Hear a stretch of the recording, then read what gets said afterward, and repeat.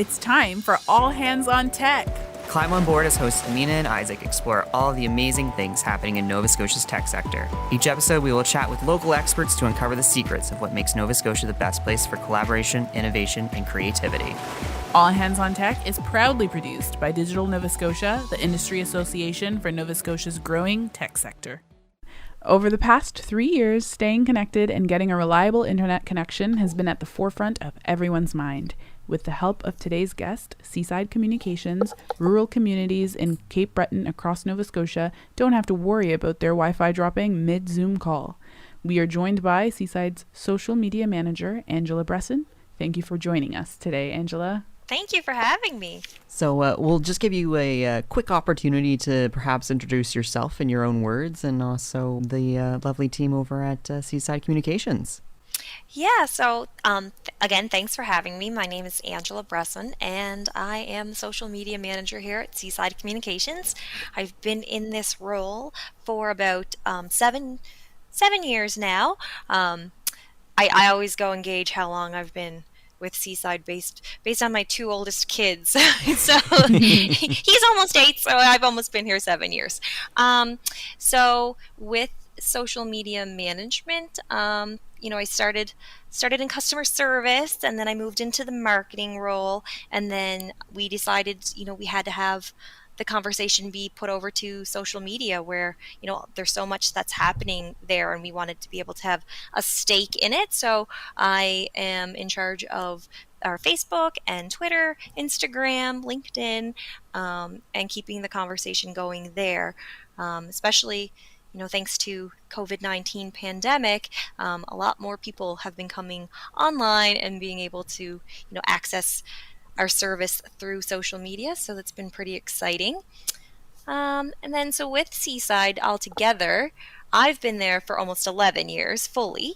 I've seen so many different changes coming. We've definitely rolled with the punches and been able to upgrade and move in and expand upon different services and offerings that we have. So it's been really exciting. I think now is a really good time to be involved in telecommunications and technology in general. Nice. Yeah, it's super exciting stuff. And just to confirm, you folks are based out of Cape Breton, correct? Yeah, so Seaside Communications has been a locally operated business for over 50 years now. I mean, Wow. It started in the communities of Glace Bay and Waterford. It's expanded into Lewisburg, Bedeque, St. Peter's. So that's one aspect of the company with what we call our wireline service with fiber optic cabling. But then we also have our sister company, Seaside Wireless Communications, that started in 2008, and that actually services all of rural Cape Breton, going right up to the New Brunswick border and then down to the rural area of the HRM. Nice. Really cool. Yeah, so we have a really large footprint. Yeah, really keeping everyone connected all over the province. Super awesome. So we're going to jump into some super quick rapid fire questions. So number 1 here is, what's your favorite of these two, Instagram or Twitter? Oh, I think I prefer, like on a personal level, I'd I say prefer personally, yeah. Instagram, but for work-wise, I do enjoy Twitter because you can get a lot of news out quickly. Very Nice. true. What's your favorite hiking trail local to you? So out in Cape Breton. Oh, Franny. Ooh. Where's If you know that? Franny Mountain, it's in Ingonish, and once you get to the top, you can see the Celtic Lodge. Nice. It's really nice. There's really good views. Beautiful. Really nice. And what's the most exciting thing in tech right now for you? Oh, for me, I mean, there's 2 ways to answer that. There's obviously the personal answer and then the work answer. Tech-wise, in work, we are getting whole home Wi-Fi solutions. So that's going to be exciting to be able to have the entire house connected. Um, if you are like me and you have kids, they like to run around everywhere with their Nintendo Switches and their iPads and stuff. So just to being able to stay connected for them especially is good. Personal, I really enjoy having the ability to have an iPad with my Apple Pen to be able to draw and create just over on my iPad. So I do enjoy, Nice. as a personal hobby. That's really cool. Awesome. I guess we'll jump into some just general Q&A. Okay. Can you tell us a bit about Seaside Communications history and how long? I know you said you've been there for about 7, 8 years, but then in your role, and then you were there in total 11 years. So Yep. tell us a little bit about Seaside's history and then your history, maybe stepping your foot in there. Yeah, so it's really exciting to be part of a company that's been around for quite some time because we still have almost day one employees who Wow. have been able to save some like there's a whole notebook that we have here at Seaside, like a scrapbook made with old newspaper clippings and stuff showing how when NBC got added to the channel lineup for TV service and how that was Oh. all the rage. And then being able to, you know, go through the history of when we were able to provide home telephone service, be able to provide internet service, how we went from just a regular coax cable TV service with like 3 channels and then be able to see like the old Zenith digital TV boxes that were like monsters. um, and just seeing like the progression there because I mean 50 years seems like a really long time, but when you see how far the leaps and bounds have gone from the very crude first days of cable TV all the way now to where we are with IPTV being able to provide TV service over internet through fiber optic cabling and stuff. I think that that's been really interesting to see the progression there. And then even myself, when I started at Seaside Communications 11 years ago, we started to collapse the coax cable feed of channels to be able to provide digital only. And so at that point in time, I just remember everybody wanting to come in and get digital TV boxes to be able to view their channels, and how exciting it was just to have the digital only feed, which would allow them to have like the high definition channels. And that's really helpful when it came to things like sports broadcasts because people have older set TVs, but we're able to now have a digital feed, get a little bit better of a picture and you could actually see that hockey puck go down the ice as Yeah. opposed to just saying, oh, okay, that person got it. So that's been really exciting. And then throughout the last 11 years, like that's where it kind of started for me. But then also being able to see our entire plant get upgraded to fiber to the pole, then fiber to the home, just seeing all of the progression from just coax cable to the fiber line, and then that introducing us to faster internet speeds, more digital TV stations to be able to have access to. They've all been pretty exciting. It's always fun when we get new TV stations to be able to air. And so I remember with my own kids having Disney come. Yeah. That was really exciting. Um, and then from there, like we've been able to help expand into new areas like Northside East Bay and Grand Mire South.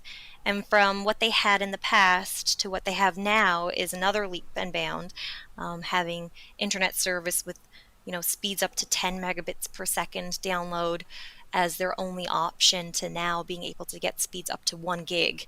So you go Mm-hmm. from 10 to 1,000 is quite night and day, and then have it opened up all of these TV channels to them as opposed to just being able to have satellite TV, and then actually even having options for home telephone service as well.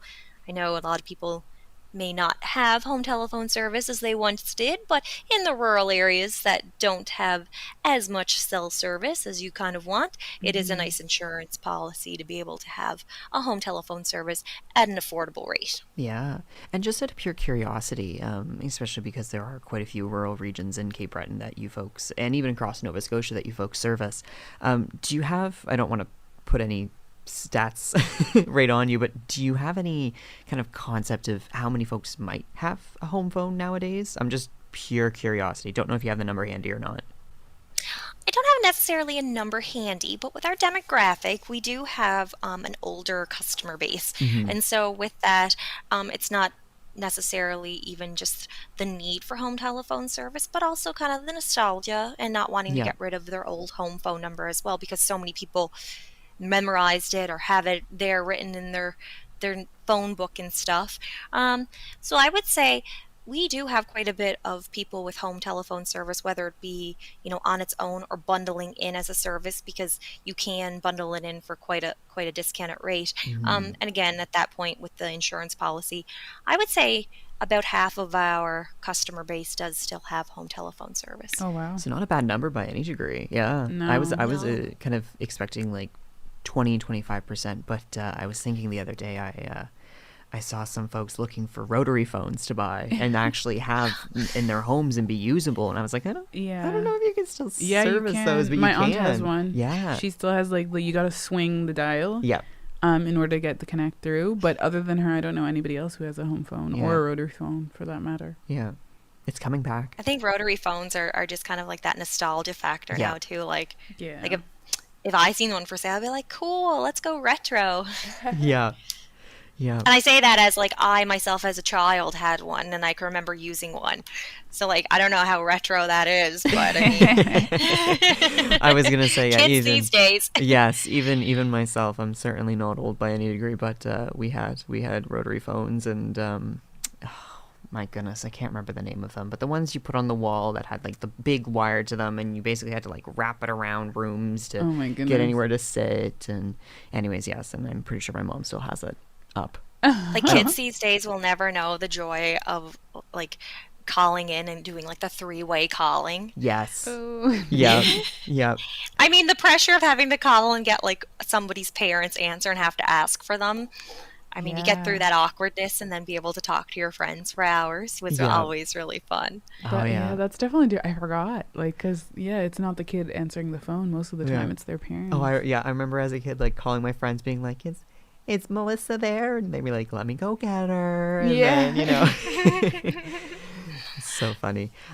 So how are communities in particular in Cape Breton staying connected these days? I know, kind of as you mentioned, and everyone knows with COVID-19, it really, really pushed everyone to move online.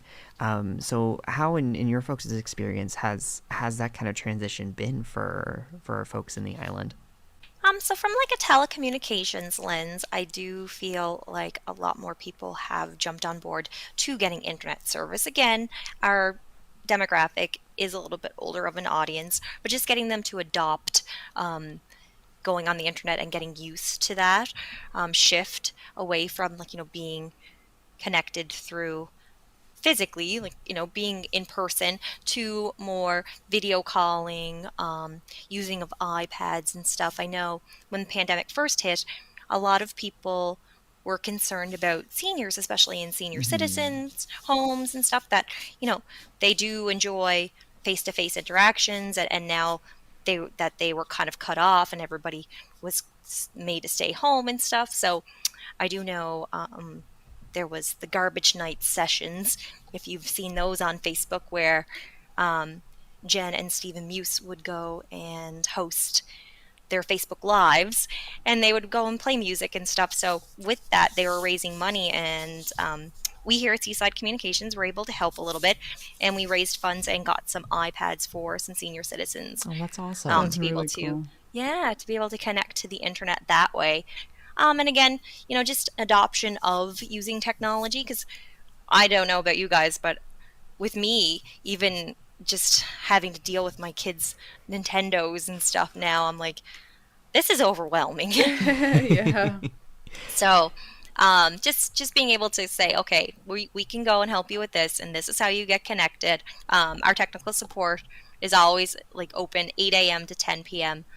to be able to help with anything like that. We have a tech squad, so if you're having any issues with connecting anything, well, we'll be able to go in and help with being able to connect any devices there, make sure everything is connected properly.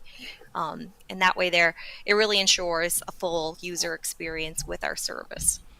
And your team isn't not only just doing the physical work of getting people connected, but is also doing that support work to make sure people are satisfied with their service, they're actually able to get online, that they're understanding where they're going and what they're doing, especially with older generations. I think that's really critical, being able to support them throughout those steps, because it can be pretty daunting. And I can definitely agree, there have been times that my younger sister, she's like 4 years younger than me, so not that much younger than me, but will like show me a new app or something. It's like, oh, this is so cool. And I'm like, this is so over my head. Like, I have no idea what this is about, but I will support you. I So know, I can and only like that's imagine. one of the great things about being, social media manager, and then seeing what all the new trends are coming out, and Yeah. jumping on board like TikTok and stuff, and trying to branch out and get used to all of this new stuff. And then, I mean, every time that you turn around, Facebook is updating itself to now being like Meta Business Suite, Yeah.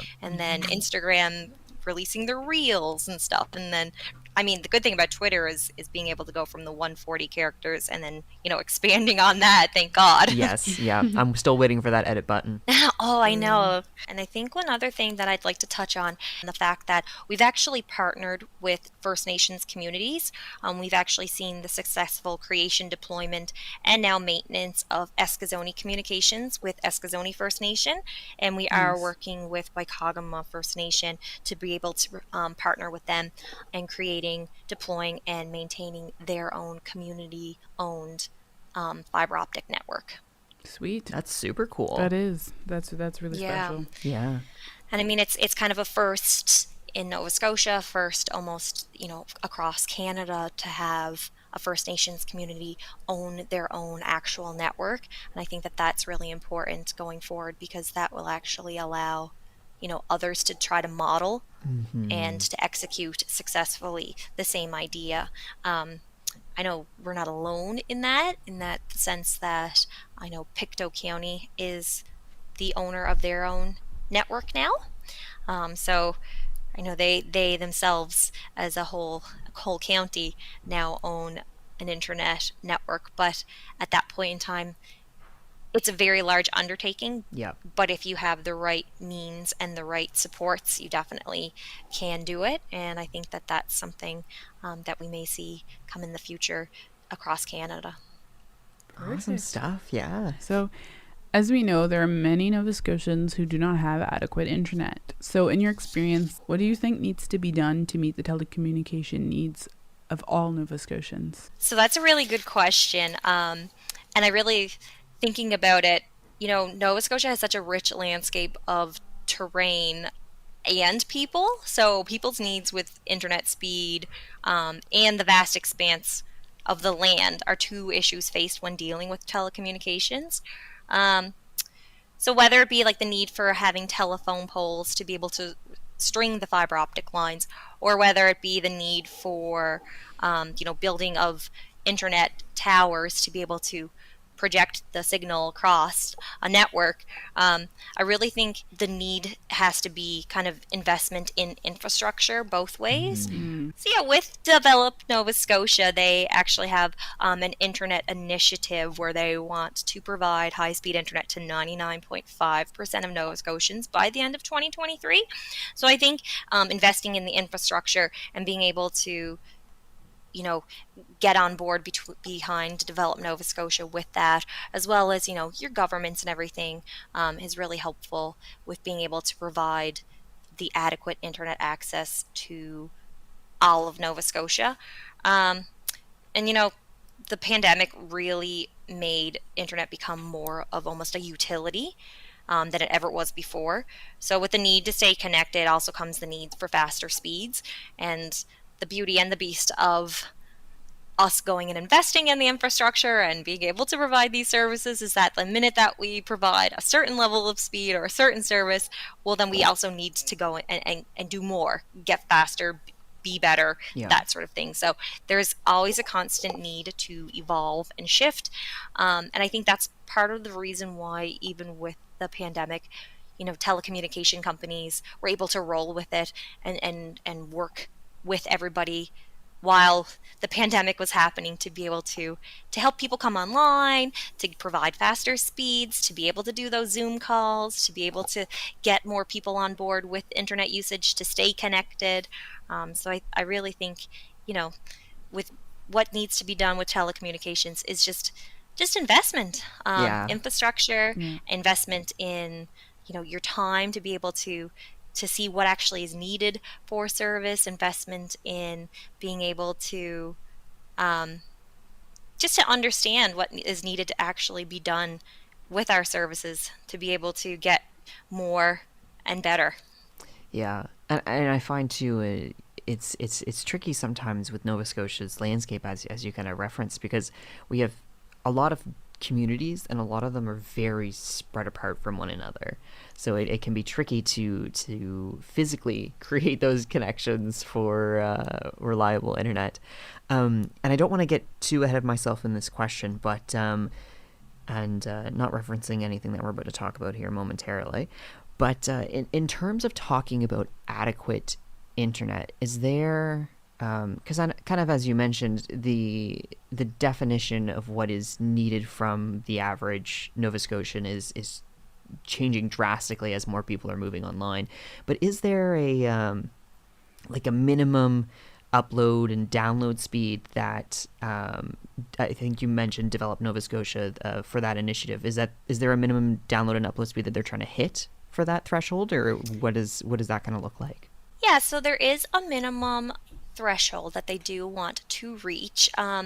With it, they are looking to get, so there's actually two definitions to it. So if it's Okay, a wireline service, like Seaside Communications is itself, they want to be able to get a target speed of 50 megabits per second down, 10 megabits per second up. If it's a wireless service like Seaside Wireless Communications, they are looking to get a target of 25 megabits per second down and 5 megabits per second up. gotcha. Cool. Nice. Sorry, I keep throwing all the number questions at you, but I was just pure curiosity because I'm always curious how things are fluctuating. Because yeah, yeah, we'll get to the question Yeah, in a and little I bit. mean, that's obviously a really great thing to ask because numbers, I can spew out as many numbers as I want to, but being able to talk about what they actually mean Hmm. too is important because I mean obviously a bigger number is a better user experience to a point. But there's always like plateaus and stuff that end up being reached, and then depending on a number of different factors goes into what you actually can get out of that speed. Yeah, and I think too when we look at it across Nova Scotia too, there's always general, speeds that you can get based on the region, regardless of what connectivity you have. Obviously the speeds in HRM are going to be significantly different from those in uh, Antigonish or Amherst kind of thing. So I think Yeah. evaluating that is also important. And I think that really goes into with infrastructure itself, Yeah. where the HRM is a little bit more in tune with, they already have the big telephone poles to run any fiber optic lines. They're make ready with the telephone poles are it's already ready to be able to attach those lines to and stuff.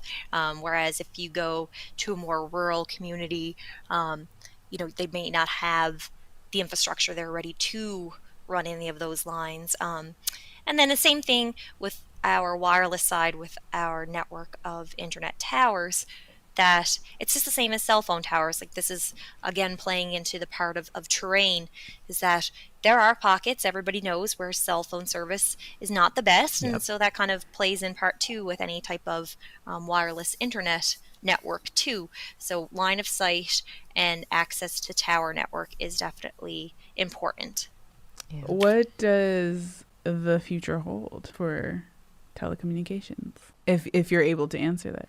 I wish I had a crystal ball to be able to tell for certain. Um, but again, I mean, it's the same idea with anything technology wise. The minute that you release the latest and greatest, it's already, being replaced with something else. So telecommunications is moving very fast, especially thanks to the magnifier that was COVID-19 and the needs for the people with, like I said, it becoming more of a utility than ever before. And like I had alluded to earlier, one of my favorite things um, to be look forward to with Seaside is just the whole home Wi-Fi solutions. So that way there, you can take your laptop or your tablet or any gaming service throughout the house. Your kids can be playing a game somewhere. You can be reading an ebook. Somebody else can be working from home, trying to do a Zoom call, and like you never would lose any connectivity. And having that seamless connection is critical, especially with how many Yeah. how many devices. I don't even think I can count on my hands how many devices I have running at one time in my house, and Oh I my can't imagine goodness. those with kids. Yeah. For Like, sure. Yeah, like I mean between Nintendos and Chromebooks and smart TVs Yeah. and Google laptops speakers. and Yeah. Yeah. All the things. Well, and the funny thing is I was making fun of a friend the other day, but they messaged me and they were like, "Oh, I got a new fridge," and I'm like, "Oh, awesome, cool," and they're like, "Ah, it's so annoying though. It's taking forever to connect to the internet," and I'm like, The fridge. Excuse me." Like there's Everything. so many things Everything. that connect to the internet that we don't even think about. Yeah. Apparently fridges these days. I just went and installed a Google Nest thermometer, or is it a thermometer? Thermostat. There you go. I Thermostat, just yeah. installed a Google Nest thermostat into my house, and I thought that was the most fun thing in the world. And I'm like, oh look, I can control my thermostat from my phone now. Yeah. So that's as far advanced as my house has gotten with technology. But I mean, even still, like my kids love our Google Home, and they're only 10 and 7. We've had Google Home for a couple of years, and like it was it's a tradition that we get home from school and work, and automatically like my kids know I'm going to say, hey Google, tell me the news, to the point where like I had Jack, he's the one that's 7 now. He'd be in his little baby voice at like 5 and be like, hey Google, tell me the news. Oh. What a culture we've created around these technologies. Yeah. Just It's Yeah. funny too, even when we think of it, of just like the language that we're using, that like 10 years ago, we didn't. say, "Hey Google," it'd be like, "What are you talking about?" Like, what? I know, like you need to be committed. Who are you talking to? Yeah, exactly. So, Yeah, no, I think that's really probably the whole home Wi-Fi solution. Um, And then with Seaside Communications, we recently are powered by Rogers Communications. So yes. we will be able to implement some of their resources into our own systems to provide better products and services for our customers. So we are pretty excited about that and being able to expand upon what we already have, to kind of beef up our services and to, introduce some new things to our customer base. Awesome. Just out of curiosity too, can you maybe tell a bit about the relationship that Seaside Communications has with Rogers?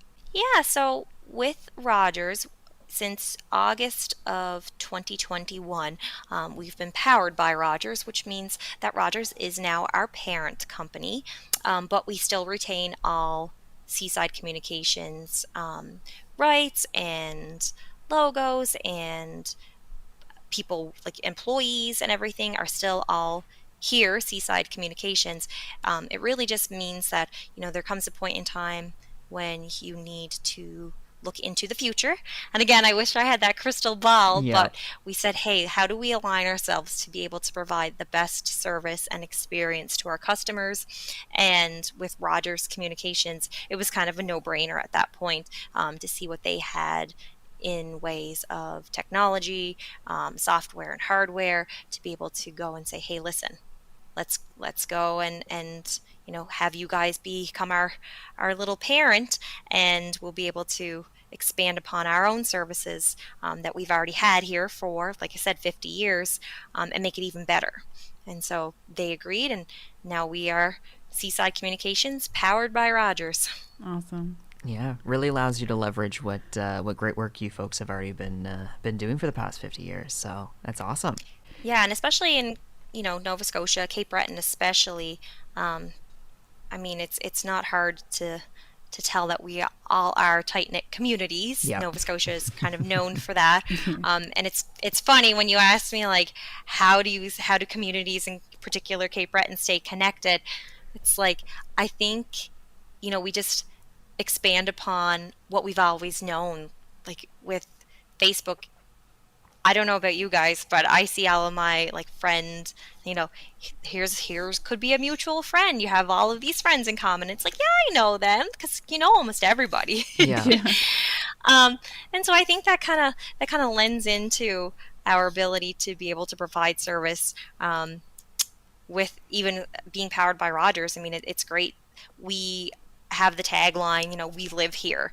Yeah. And so when we were partnering with Rogers, I mean, we already had the rapport with customers because, I mean, not only are we customers of Seaside, but we're also like, Seaside Communications customers, neighbors and family and friends and stuff.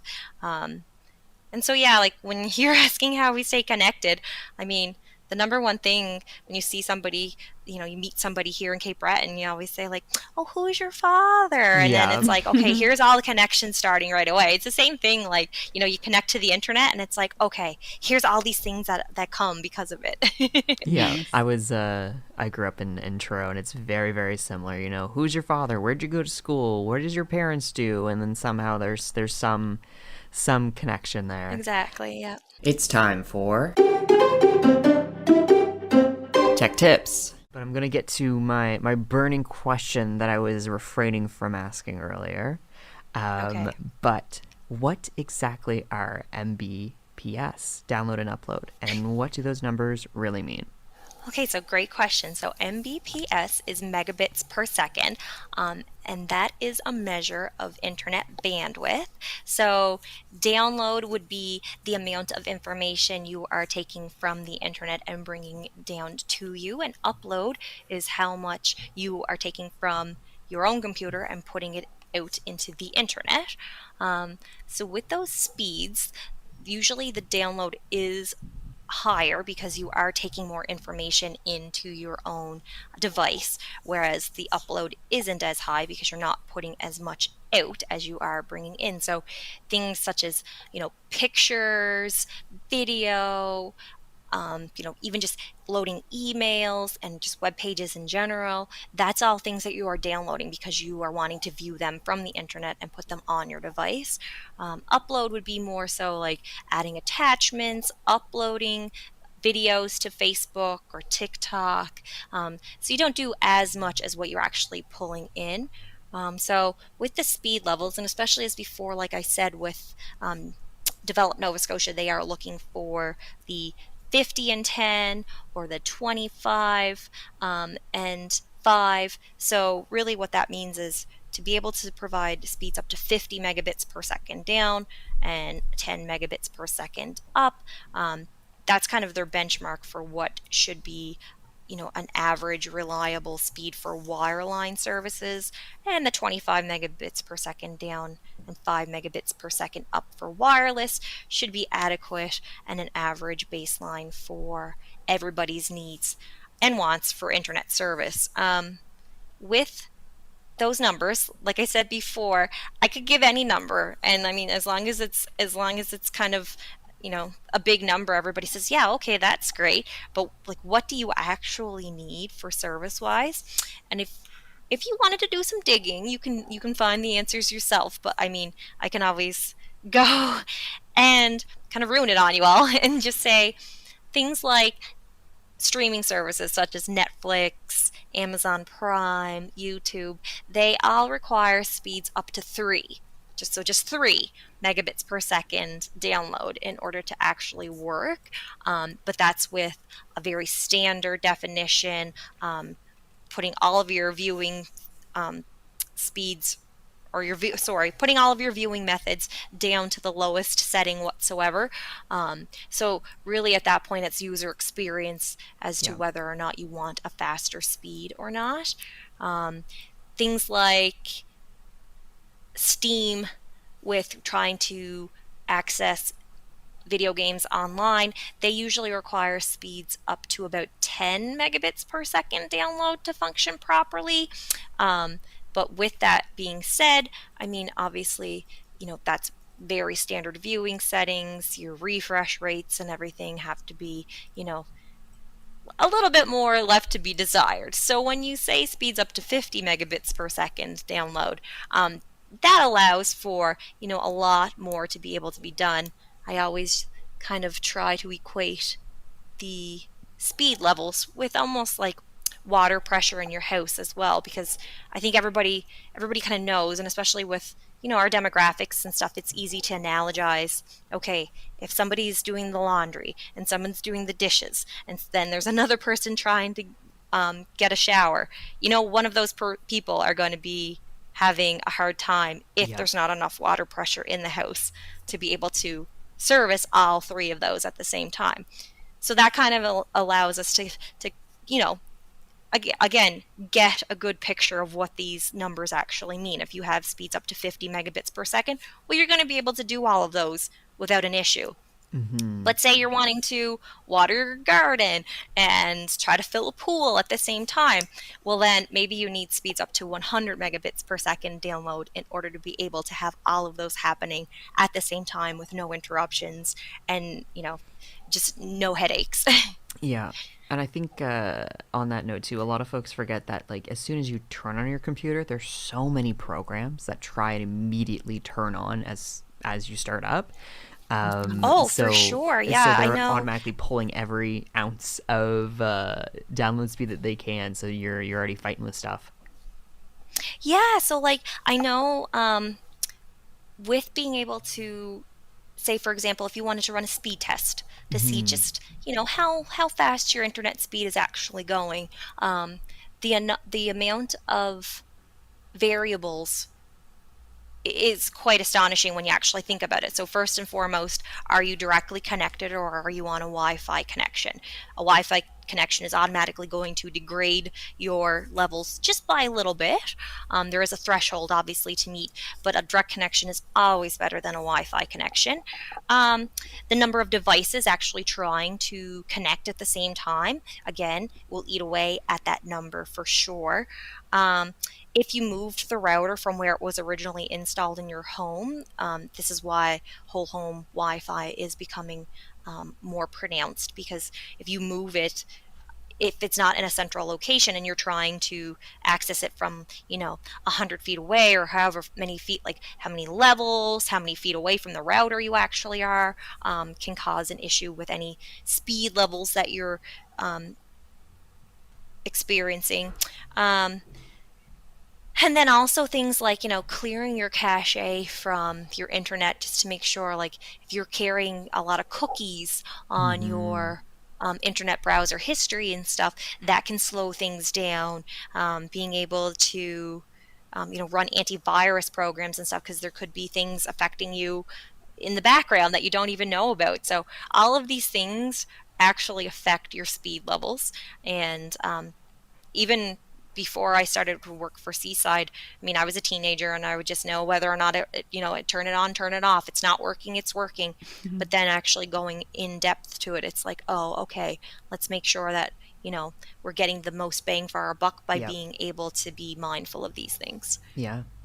So note to everyone listening: check your internet speeds. Yeah. You can literally Google it. Yeah. Yeah, There's you a bunch of can. free ones. There is. Yes.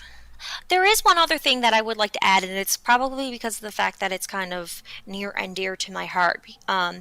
Not only being the social media manager, I also go and oversee the volunteer fire department initiative that Seaside Communications spearheads. Oh, nice. So, since 2014, we've run this volunteer fire department initiative, and we have allowed fire departments in the areas we serve have free Wi Fi installed.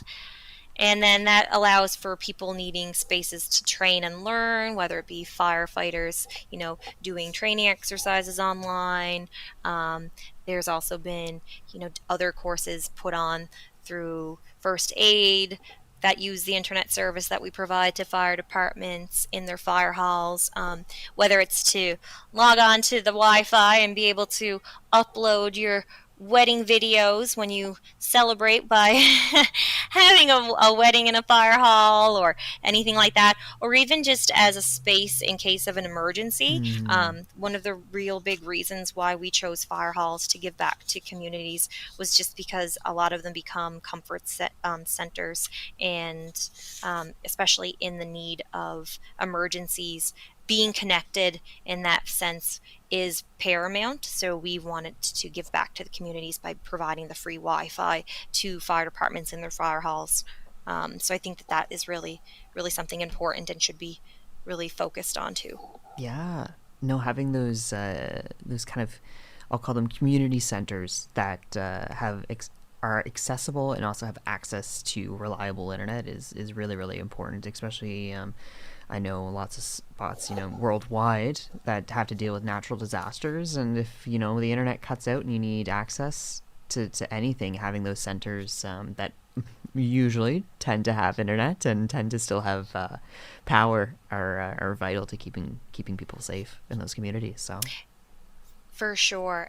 Awesome stuff. Yeah. Thank you so much. Thanks so much for joining us today, Angela. And we hope that the pleasure was yours just as much as it was ours. Yes, I had so much fun. Oh my goodness. Good. This is obviously the first podcast that I've ever been a part of. So thank you guys for that. I really appreciate you guys asking me to be part of this. Hopefully I was able to give some information to people and, just be able to celebrate telecommunications in Nova Scotia and I mean here in Cape Breton. I'm in Sydney, so Awesome. The future is definitely bright and very exciting for telecom. Thanks for tuning in to All Hands on Tech. Interested in learning more? Visit us on our website at www.digitalnovascotia.com. We'll see you next time. This Has been a Podstar